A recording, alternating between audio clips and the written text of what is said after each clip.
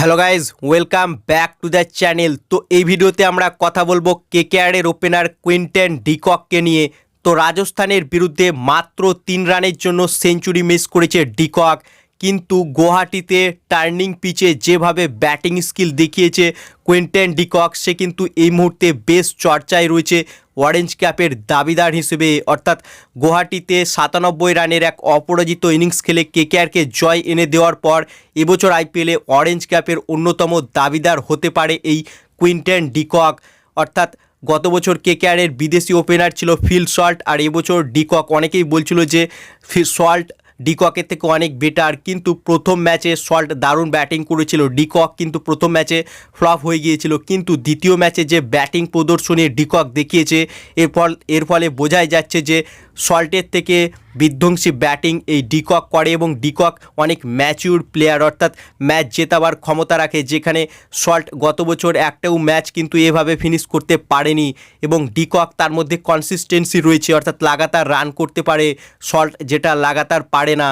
তাই কেকেআর কিন্তু ওপেনিংয়ে আপগ্রেডই করেছে সল্টকে হটিয়ে ডিকককে এনে, এবং কুইন্টন ডিকক সে কিন্তু অরেঞ্জ ক্যাপের অন্যতম দাবিদার হতে চলেছে এবছর আইপিএলে।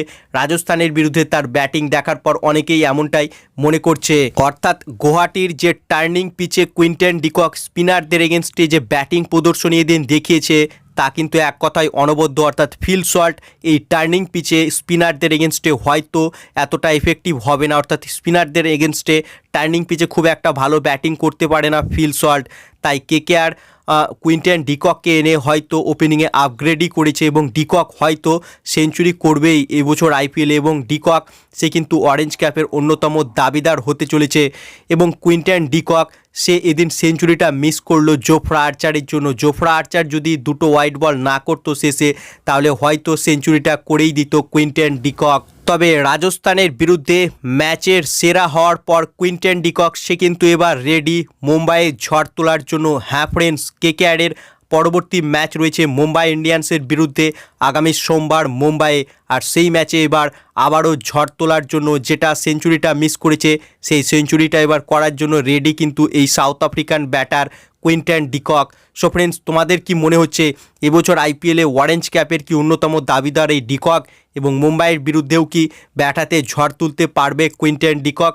তোমাদের কি মতামত এ বিষয়ে তা কমেন্ট করে জানাও, এবং কেকেআরের ফ্যান হয়ে ডিকককে পরের ম্যাচেও বিধ্বংসী ব্যাটিং করতে দেখতে চাইলে ভিডিওটিকে করো লাইক, এবং আইপিএল ও কেকেআর সম্বন্ধে আরও আপডেট পাওয়ার জন্য চ্যানেলকে করো সাবস্ক্রাইব। ধন্যবাদ।